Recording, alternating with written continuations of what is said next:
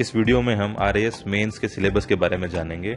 RPSC ने 2021 में RAS mains का नया सिलेबस जारी किया था। हम देखेंगे कि मेंस में कितने पेपर होते हैं, कौन कौन से सब्जेक्ट्स हैं, कौन कौन से सेक्शन हैं, हर सब्जेक्ट और सेक्शन के कितने मार्क्स होते हैं और थोड़ा टॉपिक्स का ओवरव्यू लेंगे। 2021 के अंदर आरपीएससी ने सिलेबस जारी किया था। इसमें आप देख सकते हैं कि 4 पेपर हैं। आप आगे स्क्रॉल करेंगे तो सभी पेपर्स के अंदर कौन कौन से सब्जेक्ट्स हैं, उन सब्जेक्ट्स के अंदर कौन कौन से सेक्शंस हैं और उन सेक्शन के अंदर कौन कौन से टॉपिक्स इन लोगों ने कवर किए, ये आप देख पाएंगे। आरएएस मेंस के अंदर 4 पेपर होते हैं। 4 पेपर्स के अंदर यूनिट्स इस तरह से कुछ डिवाइडेड रहती हैं। पेपर 1 के अंदर 3 यूनिट्स, पेपर 2 के अंदर 3 यूनिट्स, पेपर 3 में भी 3 यूनिट्स और पेपर 4 के अंदर 2 यूनिट्स। अब हम हर पेपर के अंदर, हर सब्जेक्ट के अंदर कौन से सब सब्जेक्ट्स हैं या सेक्शंस हैं उनको देखते हैं। P1 के अंदर अगर देखें तो पहला यूनिट इतिहास की है, दूसरी अर्थव्यवस्था की है, तीसरे छोटे सब्जेक्ट्स हैं। इतिहास के अंदर राजस्थान है, भारत का है और विश्व का इतिहास है। अर्थव्यवस्था के अंदर भारतीय अर्थव्यवस्था, वैश्विक अर्थव्यवस्था और राजस्थान की अर्थव्यवस्था। छोटे सब्जेक्ट्स में देखें तो पहले सब्जेक्ट का नाम है समाजशास्त्र, दूसरे का नाम है प्रबंधन, तीसरे का नाम है लेखांकन और अंकेक्षण। P2 में देखें तो पहली यूनिट के अंदर नीति शास्त्र है, दूसरी यूनिट के अंदर विज्ञान और प्रौद्योगिकी, साइंस और टेक्नोलॉजी है, तीसरे के अंदर देखें तो भूगोल है। भूगोल में भी पहला सेक्शन विश्व का, दूसरा भारत भूगोल, तीसरा राजस्थान भूगोल। P3 में देखें पहली यूनिट के अंदर इंडिया पॉलिटी, विश्व की पॉलिटी और करंट अफेयर्स। दूसरी यूनिट में देखें तो पबेड और राजस्थान की राजनीति। तीसरी यूनिट में देखें तो छोटे सब्जेक्ट्स हैं खेल एवं योगा, व्यवहार और विधि। चौथे सब्जेक्ट में देखें तो एक पोर्शन है हिंदी का, एक है इंग्लिश का। हिंदी में भी पहले व्याकरण है, फिर रचना है, फिर निबंध है। उसी तरह से इंग्लिश में भी ग्रामर है, कॉम्प्रीहेंशन है और कॉम्पोजिशन है। इसमें अगर मार्क्स डिस्ट्रीब्यूशन देखेंगे तो P1, P2, P3, P4 चारों पेपर्स 200-200 नंबर के होते हैं। P1 के अंदर जो 3 यूनिट है उनको 75, 65 और 60 से डिवाइड कर रखा है। दूसरे पेपर में तीनों यूनिट्स को 65, 70 और 65 से डिवाइड कर रखा है। तीसरे पेपर में 200 नंबर को 3 यूनिट्स में 75, 65 और 60 से डिवाइड कर रखा है। चौथी यूनिट में 120 और 80 है। उन्हीं मार्क्स को अगर सेक्शन वाइज डिवाइड करके, क्वेश्चन वाइज डिवाइड करके देखें तो वो कुछ इस तरह से दिखाई देगा। इतिहास 75 नंबर की, अर्थव्यवस्था इकोनॉमिक 65 नंबर की, सोशियोलॉजी, मैनेजमेंट और ऑडिट वाले सब्जेक्ट्स 60 नंबर के, नीति शास्त्र 65 का, साइंस एंड टेक्नोलॉजी 70 का, भूगोल 65 नंबर का, इंटरनेशनल रिलेशन और इंडिया की पॉलिटी 75 नंबर की, पबेड 65 नंबर की, खेल योगा व्यवहार 60 नंबर के हैं, हिंदी 120 नंबर की और इंग्लिश 80 नंबर की। आरपीएससी द्वारा दिए गए सिलेबस को टॉपिक वाइज अगर डिवाइड करके देखते हैं तो वो कुछ इस तरह से दिखाई देगा। पहले पेपर के अंदर, पहले सब्जेक्ट इतिहास के अंदर पहला सेक्शन राजस्थान का इतिहास, कला, संस्कृति, साहित्य, परंपरा और धरोहर है। इस सेक्शन के अंदर कुल 23 टॉपिक्स हैं। दूसरे सेक्शन भारतीय इतिहास एवं संस्कृति में देखें तो कुल 16 टॉपिक्स हैं। थर्ड सेक्शन विश्व इतिहास में देखें तो कुल 9 टॉपिक्स हैं।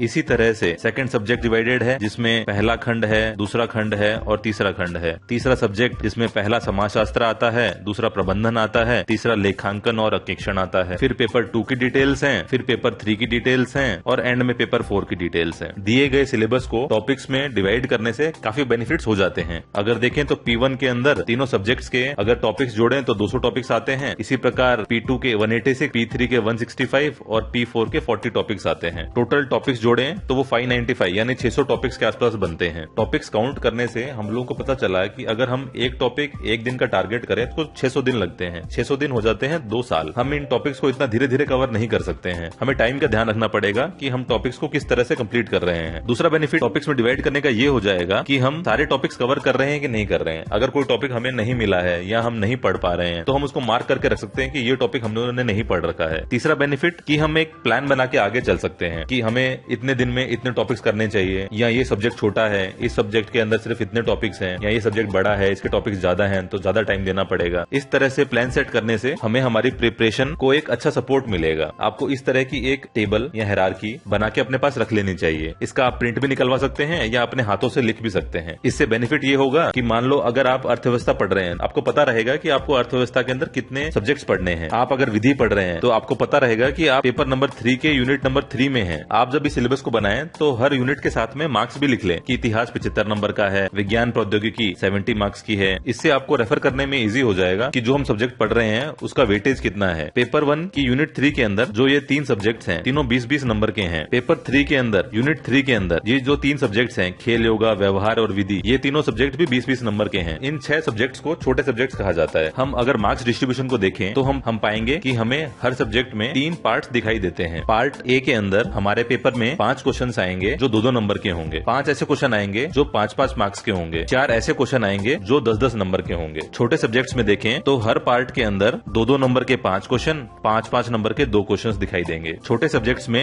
10 मार्क्स के क्वेश्चंस नहीं आते हैं। पेपर 4 हिंदी के अंदर 2-2 मार्क्स के 25 क्वेश्चन आते हैं, 10-10 मार्क्स के 5 क्वेश्चन आते हैं और एक बड़ा क्वेश्चन जो निबंध का होता है वो 20 मार्क्स का होता है। इंग्लिश के अंदर 1-1 मार्क्स के 20 क्वेश्चन आते हैं, 2-2 मार्क्स के 5 क्वेश्चन, फिर 2-2 मार्क्स के फिर 5 क्वेश्चन और एक बड़ा क्वेश्चन 10 मार्क्स का, और अगले सेक्शन में 10-10 मार्क्स के 3 क्वेश्चन आते हैं। हम जैसे जैसे आगे बढ़ते जाएंगे ये इन्फॉर्मेशन आपके लिए काम आएगी और आपको इनको समझना और आसान हो जाएगा। हमारा पहला टारगेट रहेगा कि हम पेपर 1 के जो 3 छोटे सब्जेक्ट्स हैं और पेपर 3 के जो छोटे सब्जेक्ट्स हैं उनको सबसे पहले कंप्लीट करें। ये वीडियो यहीं एंड होता है। आप सब लोगों के सपोर्ट के लिए थैंक यू।